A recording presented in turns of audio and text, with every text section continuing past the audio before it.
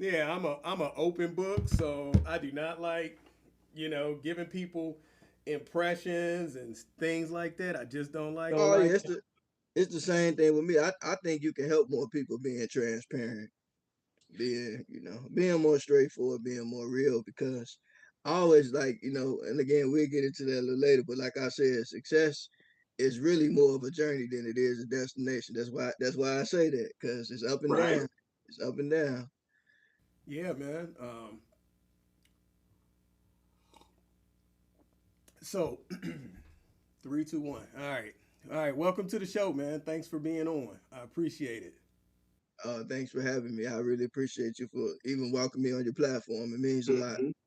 Yeah. What? How did you like come in contact with the show? I'm just curious. Uh, Facebook. Because I'm always looking at different people, different artists, different podcasters. Because everybody has a talent and a skill and a voice, and so I just like connecting with people. So if I see somebody doing something great, I just like to connect and say, "Hey, man, I like what you're doing. Hey, sister, I like what you're doing." I think it's just important because, like, social media, it is for us to be social, and it's just media. So to me, it's like it's kind of nice being able to connect with people. Cause I mean that's everything. Cause I mean I know, like, a lot of times people are big on you got to just post, post, post, but actually it's still communication. Right. I think when you communicate with people, you can build a better connection with them. Right. Okay. So, would you just go ahead and just give me like just a brief introduction of who you are, man? You know what you do. By the way, this is Wade. What's your last name, Wade? Simmons. Wade Simmons. Okay, Mr. Wade Simmons. All right, just tell us a brief description about who you are, what you do, and just go ahead, get it rolling. All right, so I'm Wade Simmons, a Chicago-based filmmaker. Been in the film business now going on almost 9 years. I did go to school for that. Also, I'm a funeral service worker. Going on 15 years. I've been in that business. I got my printer license last year. Kind of, had some other things going on, so I didn't really get a chance to do everything like I wanted to just yet. But I'm still getting through that. But other than that, did a little pro wrestling training for 2 years. So a jack of all trades and a master at none. West Side of Chicago. Yep, absolutely, man. Grew up, born and raised over that way. Went to Jensen for elementary school. Got a lot of fun memories. That's funny because I went to John Hay Elementary right off of Laramie and I think it's Laramie and Division, and then I went to I think it's Key School for middle school. Yeah, I know Um, exactly what that you is. know where Key is? Is it still there? I don't know. I ain't lived in Chicago in I'm a not couple. sure if it's still there because, like, when I go to the west side, I still go near the Austin area, but I'll be over on Washington and Laverne when I go see my father. But other than that, I haven't. I don't really get to the west side as much as I used to. And maybe like I'm doing a removal or something over that way. But other than that, I haven't. I don't really go over that way too much no more. It's kind of But tough, I still man. got a lot. I still got a lot of love for the west side. Oh, always, always. Still got a lot of family over there, but it's just like, right now I'm just kind of focusing on, getting my life in order and just trying to, I don't like to say chase a dream, but I like to build my reality. So I'm just trying to focus more on just Right. making stuff happen for myself, man. Well, it's tough to go back on the west side, man. I found I drove back through there a couple times, and the neighborhood has totally changed when I was a boy. And it seemed like it's been a population boom. Like, man, when I was out, yeah, when I was out there, man, it was so many people. It almost looked like I was back in Baghdad. Like, like, You know what? It's crazy you say that because like they've been really building up over that way. Because again, like me, when I grew up over that way, I was over on Harrison when I went to Jensen, and we actually lived right across the street from Jensen.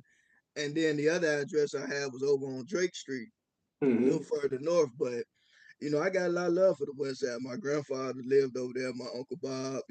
Like I said, my dad's side of the family, even some of my mom's side, still over that way. But I don't know, like when I grew up, because I was born in 1992, but when I grew up going to Jensen, like real talk, I got a lot of fun memories and to be real with you, that's really why I also have my passion for filmmaking, because I remember I used to bring my video camera to school. Hmm. I still got some of the footage to this day that when I was filming some of my classmates, we went on field trips and we had assemblies at the school. I had said I was gonna put together a documentary on it. Eventually, I gotta like kind of look around and find out what I did with them little tapes so I can put them out there so I can make my documentary. But yeah, man, I loved it. And I loved the city so much that when by the time I got ready to go to high school, I was looking forward to going to high school in the city, but I ended up going to high school in the suburb. I was like, oh, Me too. I ended up going to Proviso West. yeah, I wanted to actually go to Prosser or Taft, Okay. but I ended up getting accepted to Chicago Academy, and then I ended up not even going there. Okay.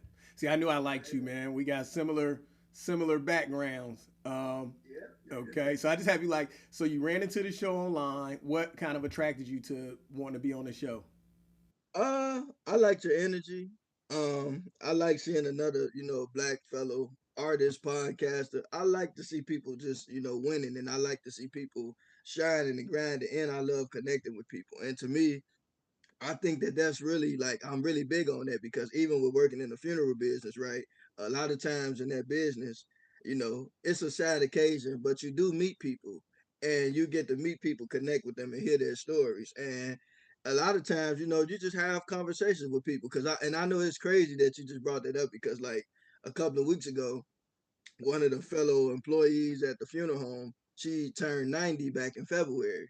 And she's like a dear mother and a dear friend to me, and she's still working to this day. And it's funny because when I went, like, cause I don't really I'm not at the funeral home full time like I used to be, but when I was there and we were celebrating her birthday and I saw everybody coming in and I was, seeing everybody and shaking hands with people, I started to kind of miss that part of it a little bit because I'm like, I really like connecting with people.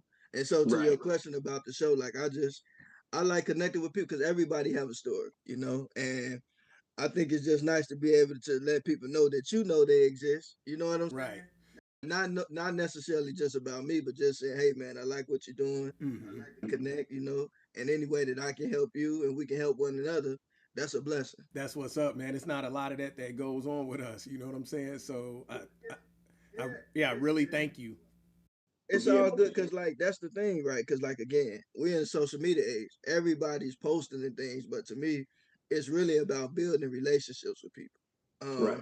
That's more important than any of this stuff because to be honest with you, if let's say for instance social media ever crashed out, everybody's posting, but the one thing that I would say is that the people that you connected with, whether you on there or not, they know you exist. That's a good point, man. I never even thought of it like that, And I think men have the toughest time building networks with each other because we so much in competition, And I think it's definitely something that happens in our communities where we just in so much competition with each other, where we should be supporting each other and trying to build infrastructure, in our culture so that, people can follow along the way. We need that. We need that, man. So much love for being on this show. I truly appreciate it, man. It's an honor and it's a blessing to have you on here.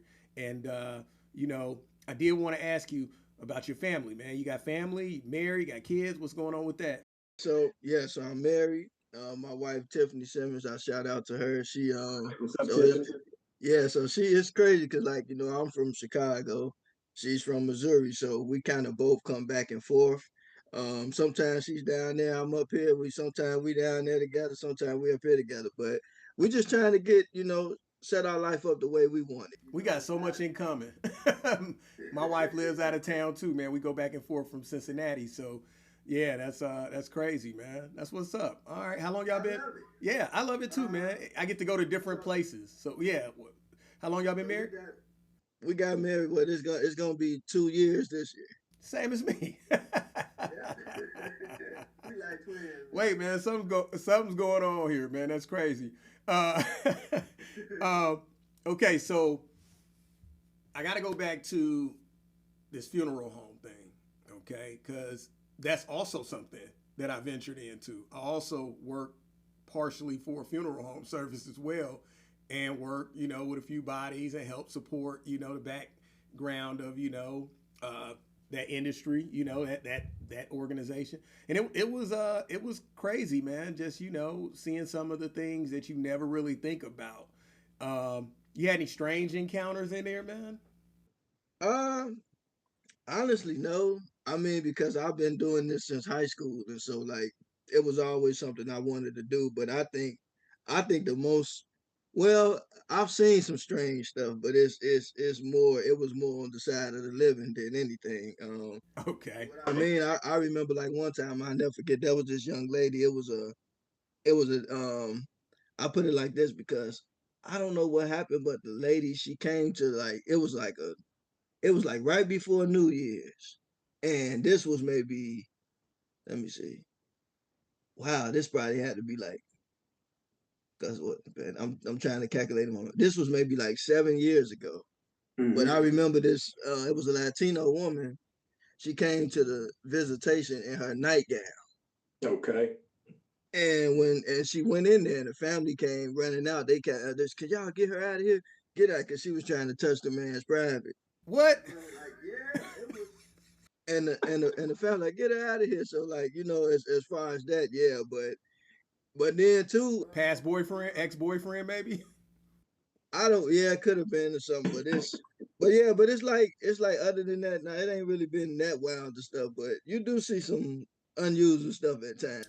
Yeah, I just remember the eerie, like, vibe because I was working with this lady and, like, she was a small young lady, maybe 5'4", you know, and she would work there at night. That was her preferred work time is to work at night, and she would just be in there by herself, you know, and then it was kind of desolate, you know, where the funeral home service was, you know, and I'm like, man, it was desolate, but it was in a kind of a semi bad neighborhood too. So I was like, man, she was brave, you know, she was brave. Like I just remember that feeling, like, man, how could she do this? And then to see her, like, you know, she's so small.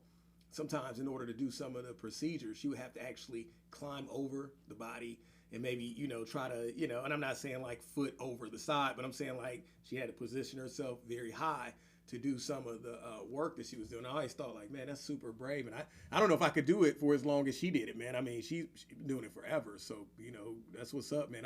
We got some strong, we got some pockets of strong black women. I tell you that because Well, a lot of people don't realize, but like right now, much of the funeral directors and the mortuary science field is kind of, back in the day, it was really more male dominated.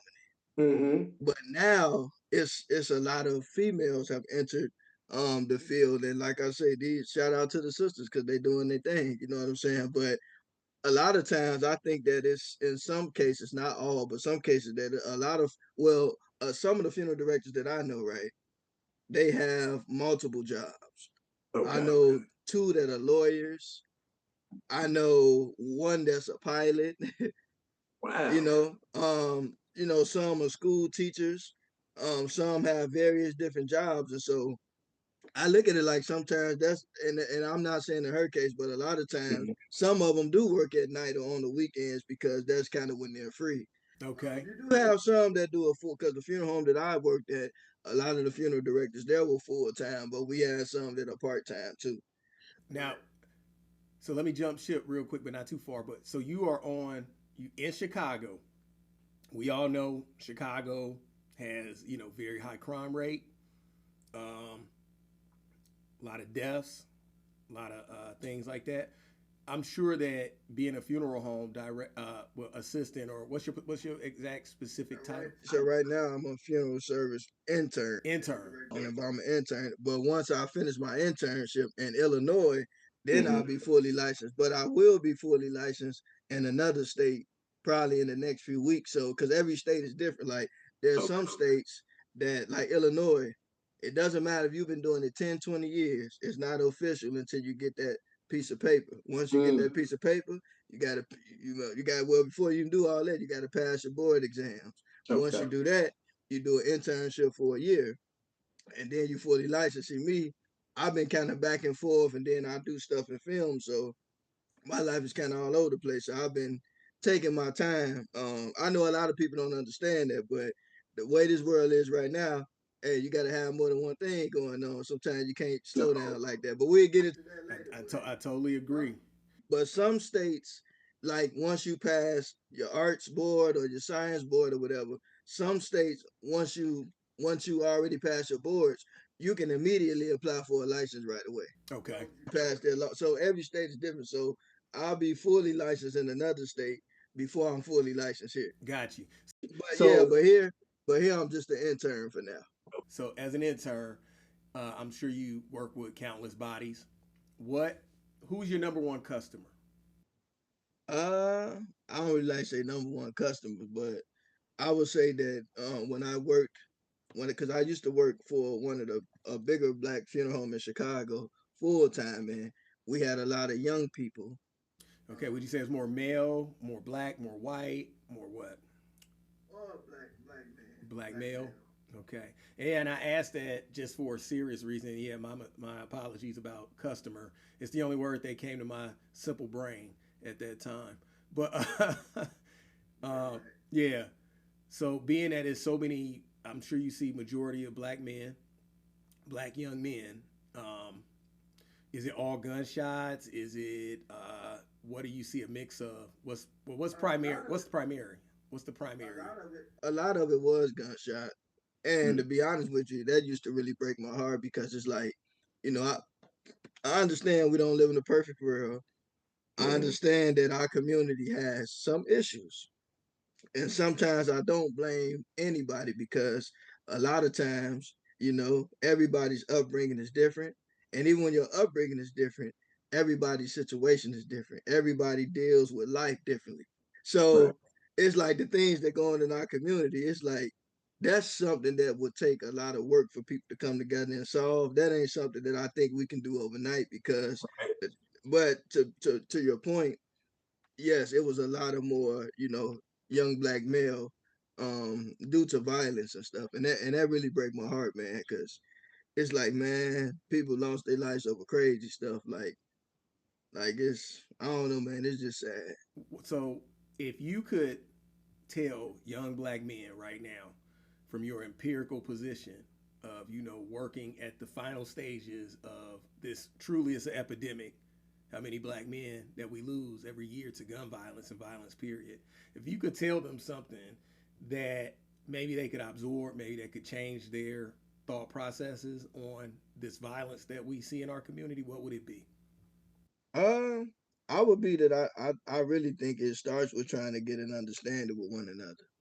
Because I think a lot of times when people just say we got to come together, coming together is one thing, but you have to be able to understand other people's point of view because it's a lot of people out here that's hurting.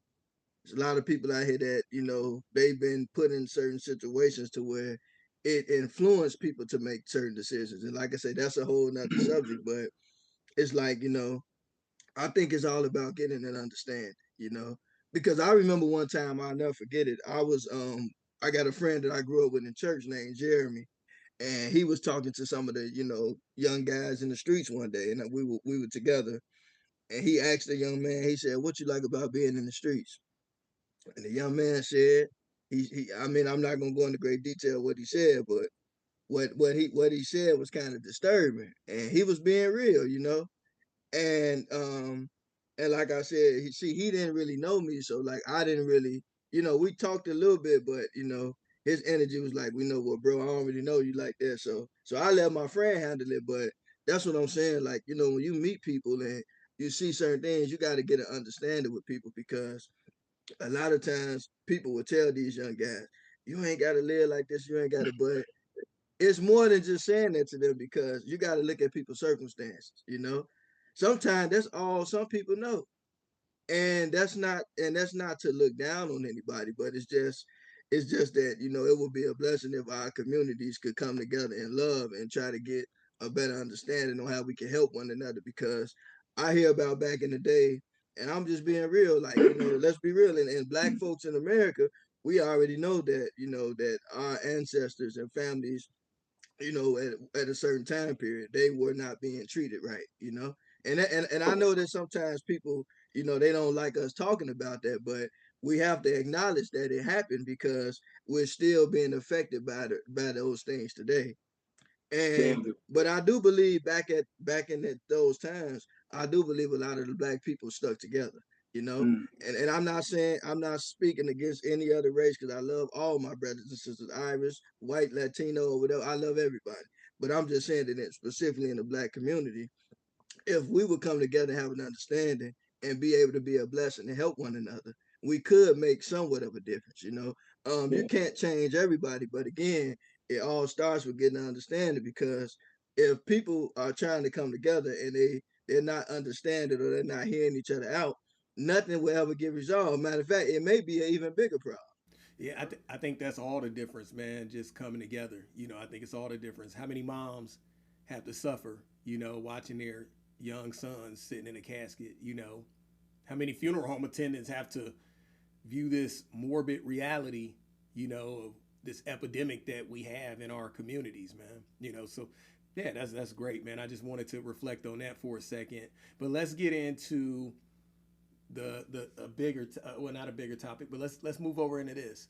So you are a film person, a film director. What would you say? What would you say? A videographer or what?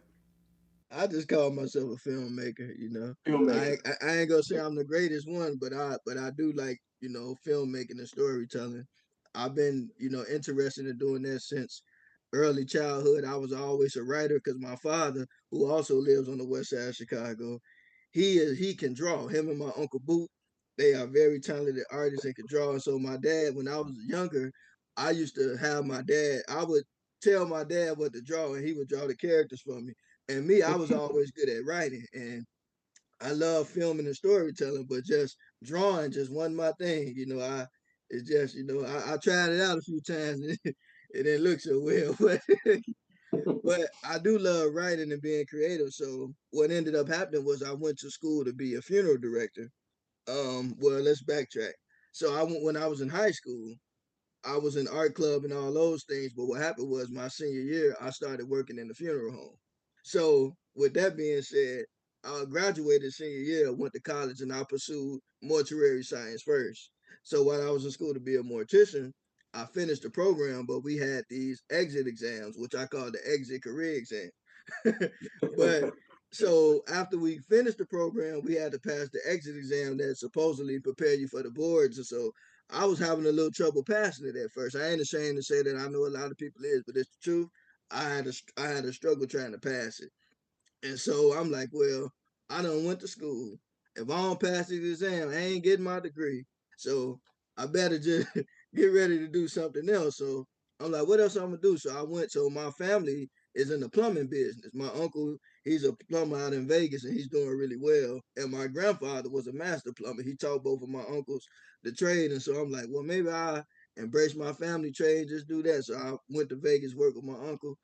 Man, I went out there. I said, you know what? You got to be gifted for this, because, like, you know, don't get me wrong. Now, it's like if you're a person that can follow instructions and whatever, you might be. But sometimes you got to know to stay in your lane.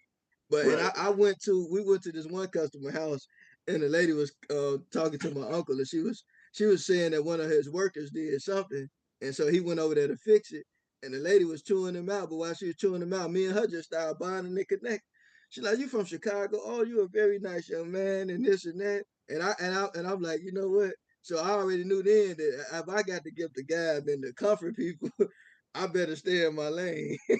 Right. So then I'm like, so then I stayed out there for like 2 weeks because I remember the funeral home. They was like, when are you coming back? I was like, I may be giving this field up, brother. But anyway, I ended up going back, and then I'm like, you know what?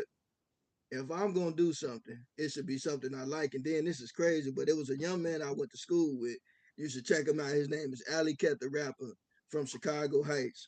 I remember him in school.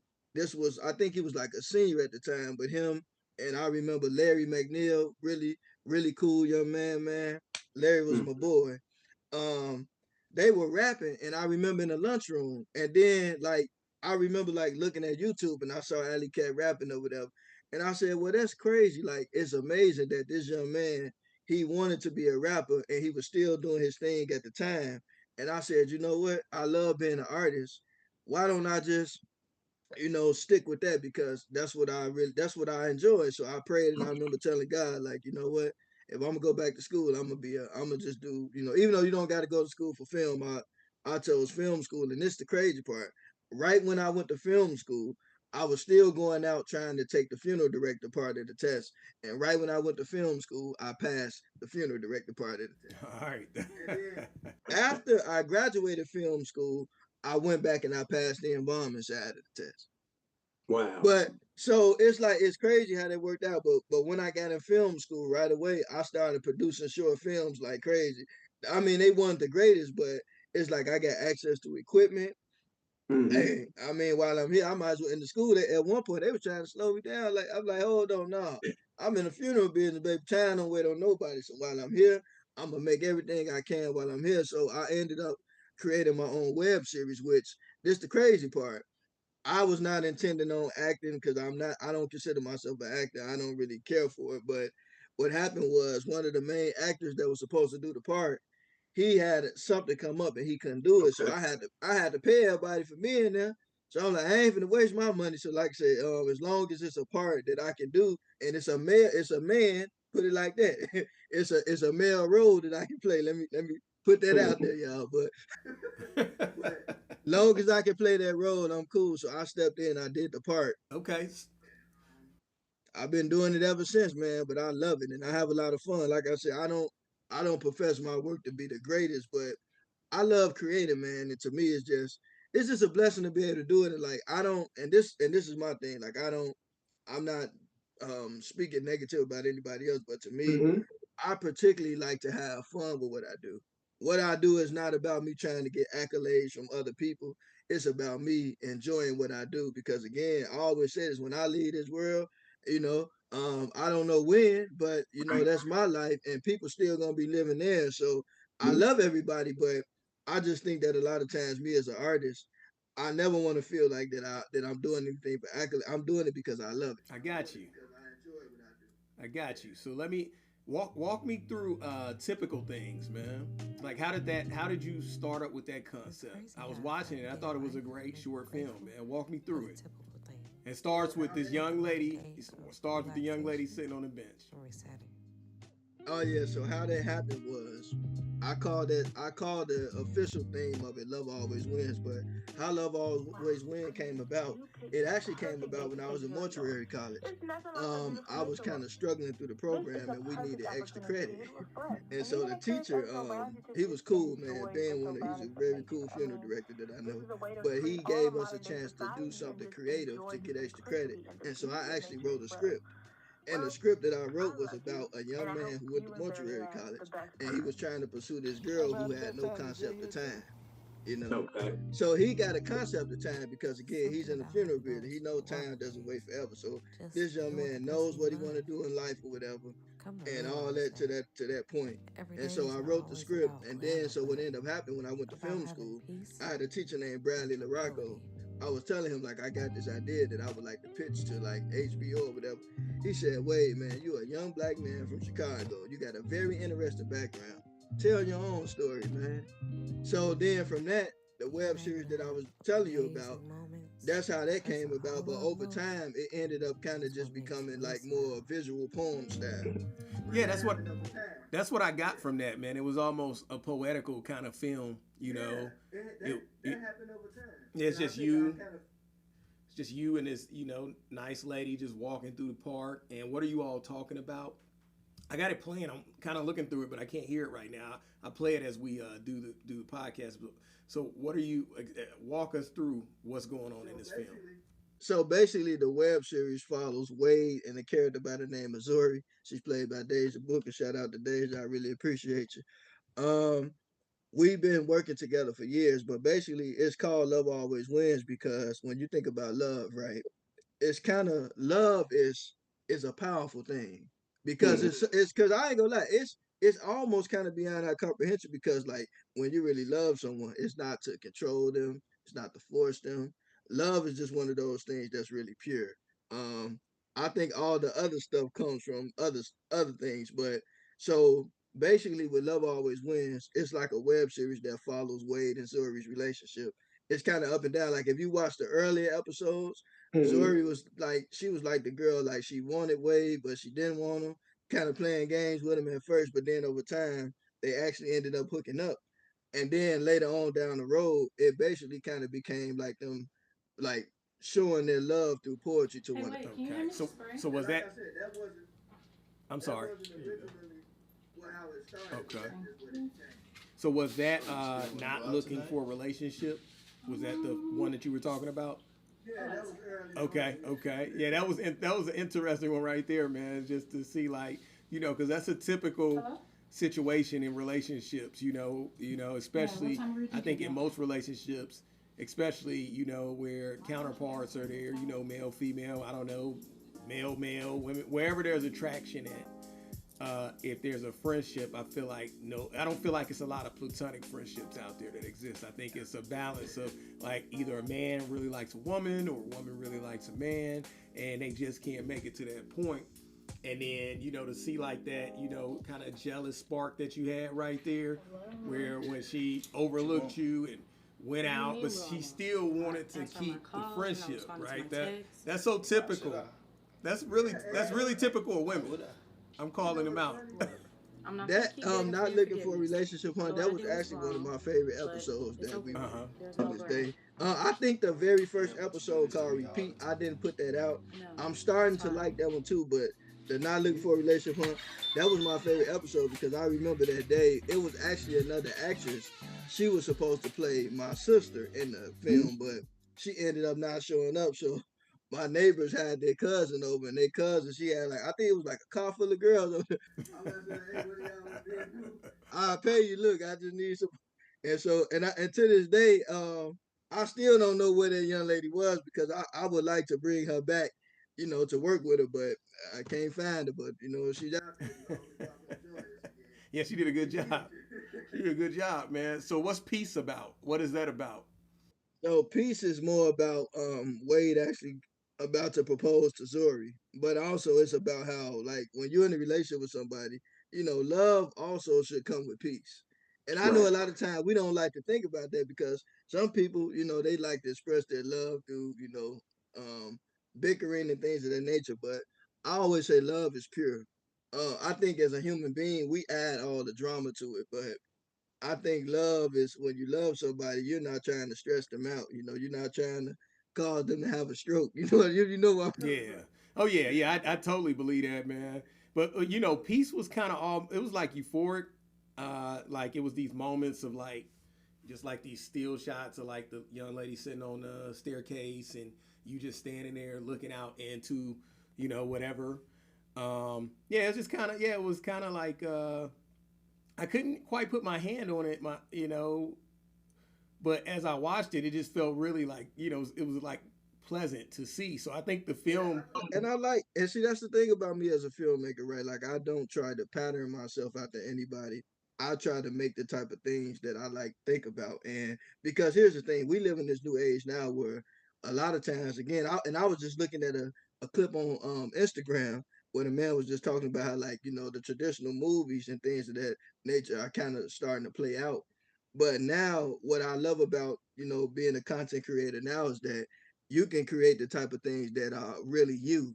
Because a lot of times when you are making film and movies, a lot of times when you're teaming up with these bigger industries and bigger companies, they'll change your narrative, or they'll say, we don't get this, or let's throw that out, or that's Mm-hmm. just not. But real talk, it's not really who you are.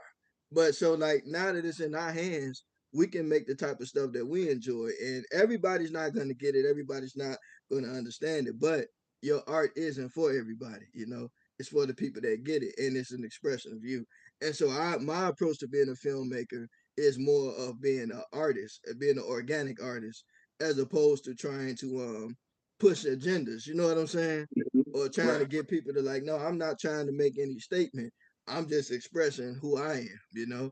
Expressing the way I view the world. So what's your next project? So I just started another web series. It's only going to be a 3 episode series. We just filmed Saturday, but it's actually called Together. It's kind of along the premise of love always wins, but it's going to be a little different because, and to me, the reason why I created it is because I wanted to start to work with some different actors. And that's what I'm saying. Like to me being an artist is not just about pumping out film just to Right. show people.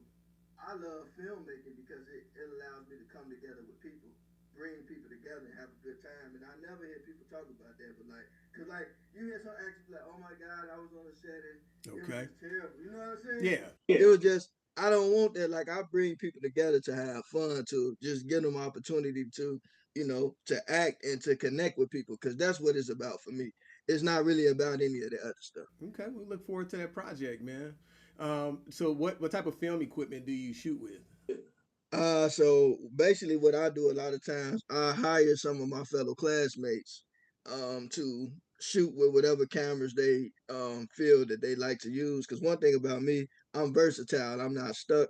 I mean, I do have cameras that I like, but a lot of times it's like me as an artist. I know in my mind how I want to tell the story, but I also collaborate with people. So you like That's to the one thing about me. direct. You like Yeah. okay, I got it. Honestly, I'm gonna be honest. Well, let me take that back. I really don't like directing. Let me tell you what I do. Like, I love producing. I love writing. I love writing and produce. Those are really my favorite parts.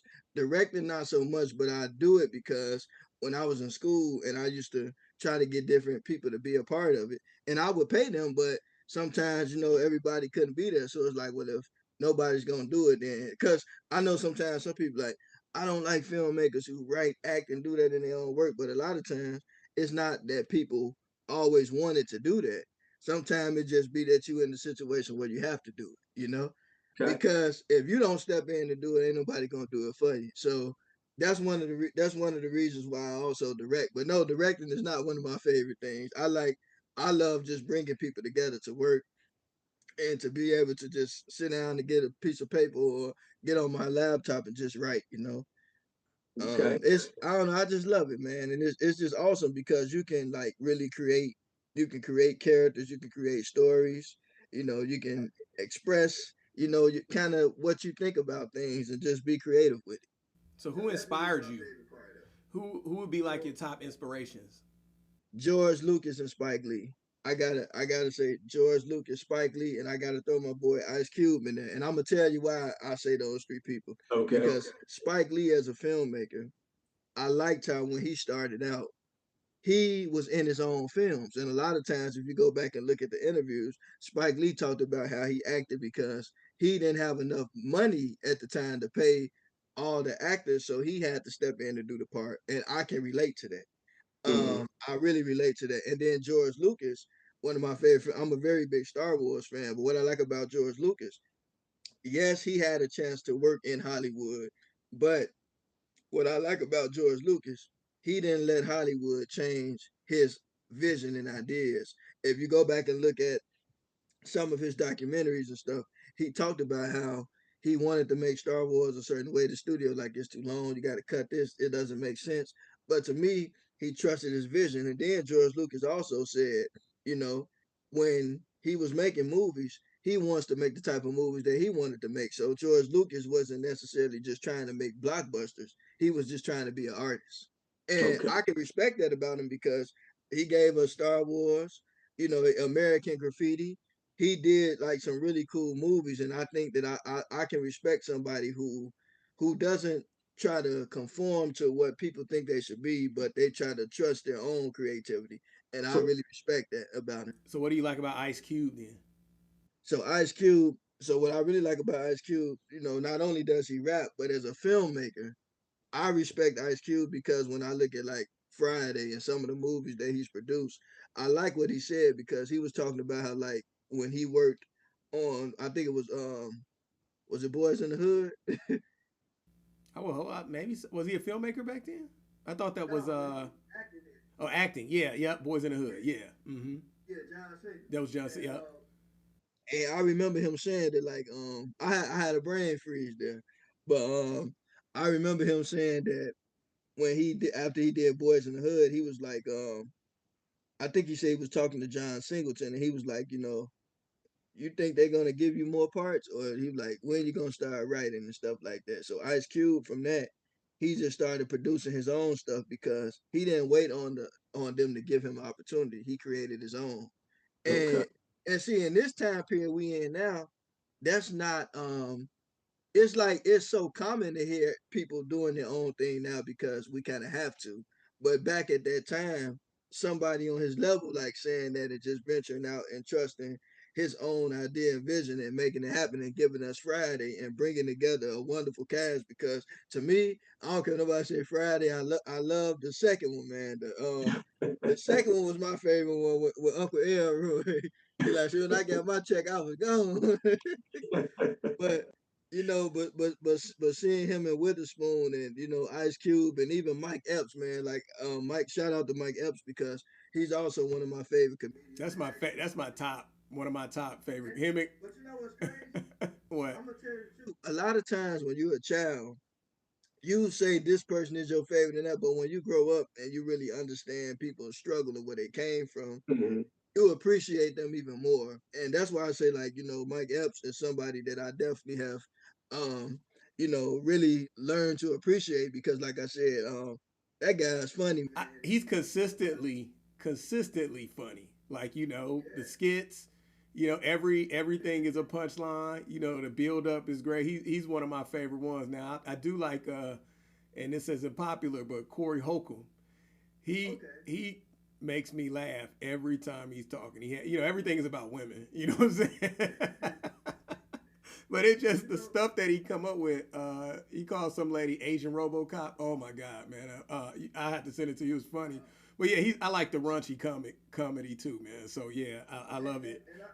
And I would say this that I gotta throw even DJ Khaled in there as an artist because and I'm gonna tell you why I appreciate that brother because I watch a lot of different interviews about people, but when I listen to DJ Khaled tell his story, man, I almost started crying because what I like about him, because as an artist, sometimes a lot of people may not be able to admit this, but a lot of times it can be a bit of a struggle because it can be a struggle to decide, well, do I want to stay independent? Do Right. I want to go over here? Do I want to do this? But I got a lot of encouragement from watching DJ Khaled interview because I liked how he talked about, when he made it, he didn't do all that industry stuff. Is it any artist? Is it any artists that you don't, or film producers that you don't necessarily agree with? Like maybe they don't film the way you like. Honestly, no. I'm gonna tell you why I say that too because, Mhm. I'm gonna just share this about DJ Khaled. But I liked in his interview where he just said that he did his thing and he do what he do because he love it. And he didn't worry about doing industry stuff. He just did what he felt the right thing to do for him in his career. And a lot of times, I think that more people need to hear that because a lot of times people will find out things about people and they'll try to take the same route somebody else took there. But everybody's route to success isn't your route, and everything that look good ain't always good or bigger is not always bigger. So to me, I think that as an artist, I think it's important to stay true to who you are. And to your question about are there any artists that I don't, I say no because honestly, art is very subjective and every Mhm. artist is different. And so me, I never really see anything that I don't really care for. Like to me, honestly, because I don't know that person. I don't know their background. I don't know where they come from. So every artist is different. And like I said, art is very subjective. So I don't really think there's any artist that I don't, agree with because I don't really know them. And so me, I don't look at things like most people do. Like some people say you only get one time to impress people. I know what they say when they say that, but with me, I choose a different narrative because me personally, if I don't know a person, I can't judge them always off the first thing I see because you think about even with job interview, right? This can be somebody that's excellent.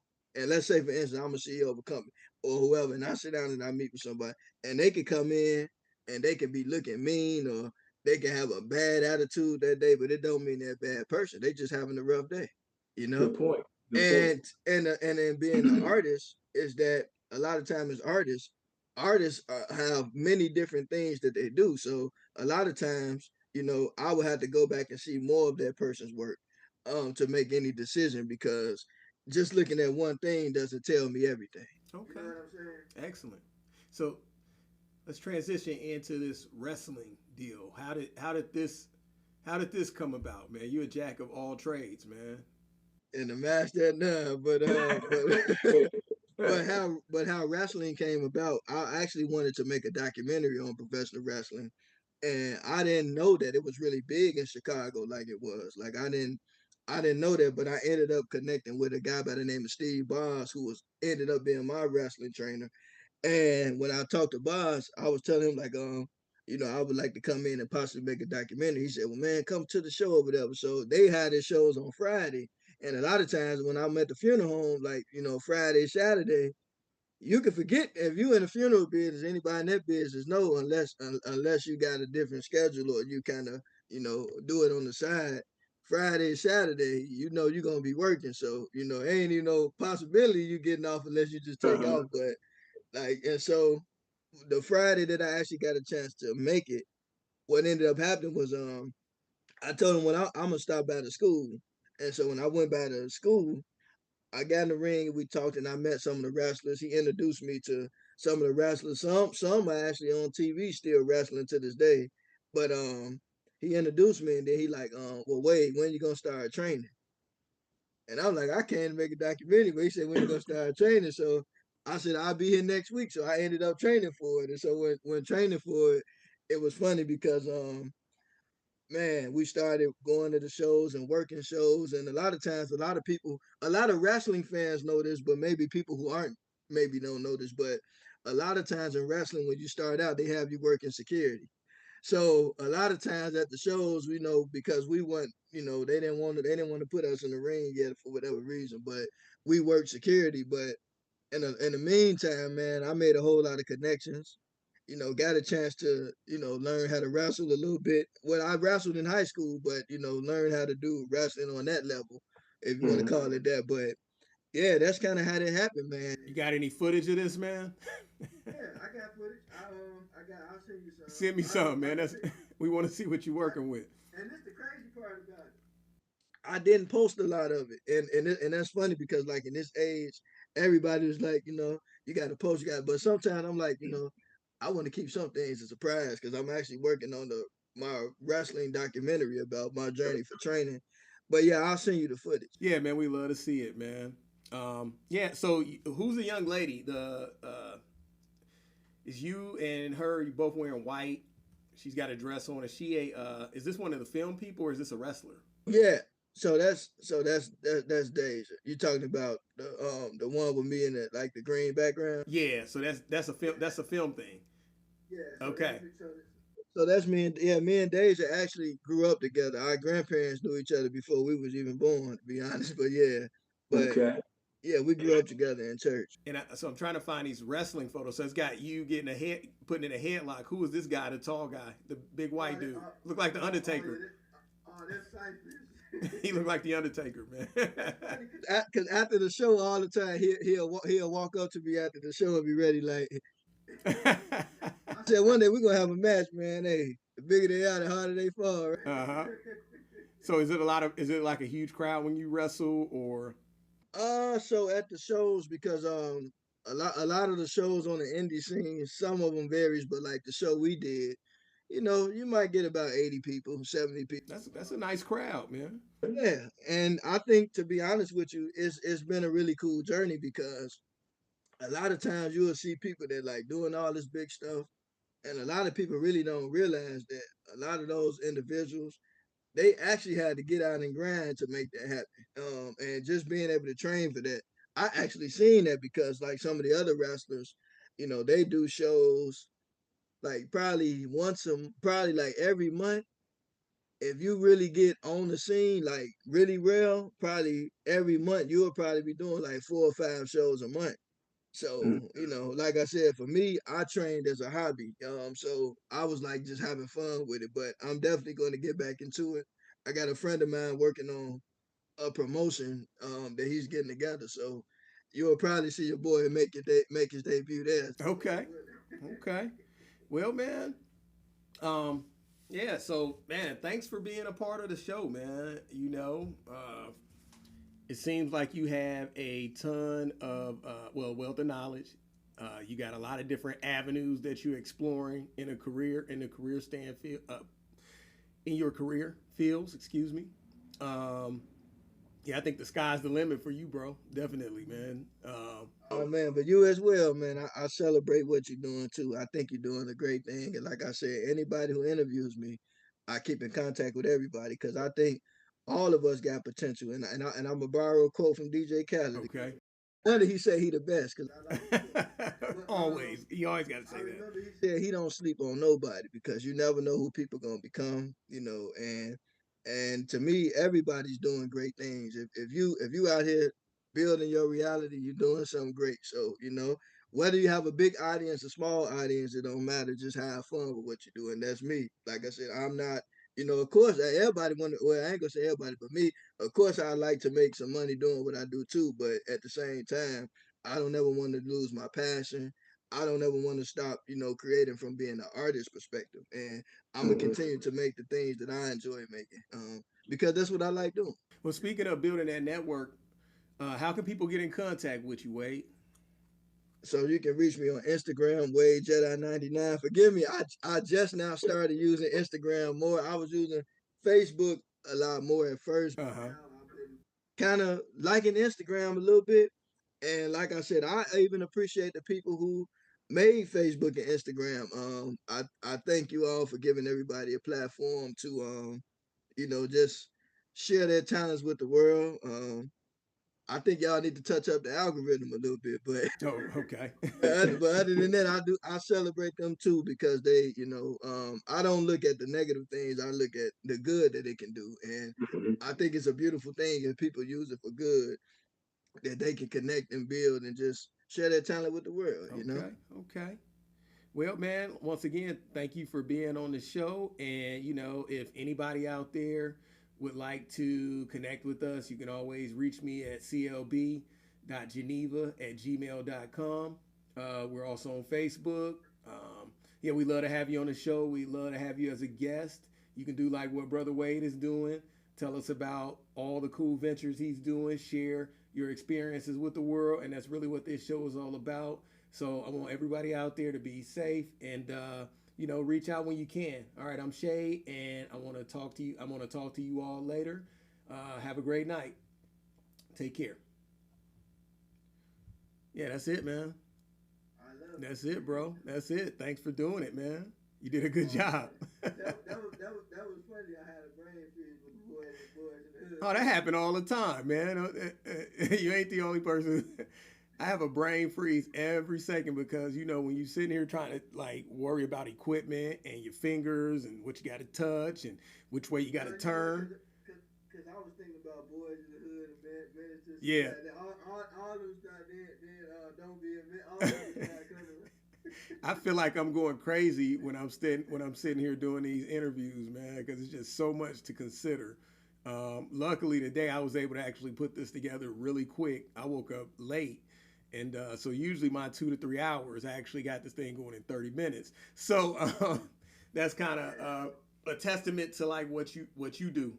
Like you get better and better through repetition. You start to remember things. You start to have these systems that you put in place. So man, I can see like your filmmaking only getting better and better as you keep moving forward, man.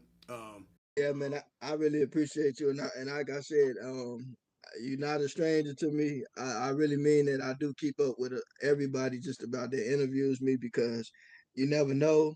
We all got the potential and the power to help one another, and I think that's the thing. Like it's like so many people out here, they trying to climb to the top, but they don't realize that sometimes the best way to climb to the top is to elevate and push and promote other people because when you do that, God will bless you. And I think that a lot of people don't understand it because we've been always taught like well you gotta put your own life jacket on first. In certain contexts, yes, but in the context of promoting people and things of that nature, we gotta understand that we all should be trying to help one another because that's really how people really get to where they want to be. And you never know how, you helping push somebody else will end up blessing you too. Yeah, man. So yeah, if it's any way that I can help you, if it's any people who who would want to be a guest, I'd appreciate it. Yeah, man, we have to link up, man. Maybe I catch up with you one day, bro. Oh yeah, man. Look, I said I'm just trying to make and I really appreciate you for having me on. And like I said, I'll try to be transparent because a lot of times I think this is the bad thing about sometimes people in the world, but sometimes people will try to make their life seem like everything is so perfect. Oh yeah. And they got it all together. Then somebody catch them out, then they be like, oh, look at what this. But if you be transparent with people, they ain't got nothing to say. Right. Well, yeah, They man. really can't say nothing because it's all. So, like I said, I just believe in letting people know, hey, I thank God for how He blessed me for the success I've had. I've had some highs and lows and ups and downs, but either way, it's part of life. All right, man. Well, you take care, bro. We're going to get together soon, all right? All right, sounds good, and thanks for having me. Peace. All right.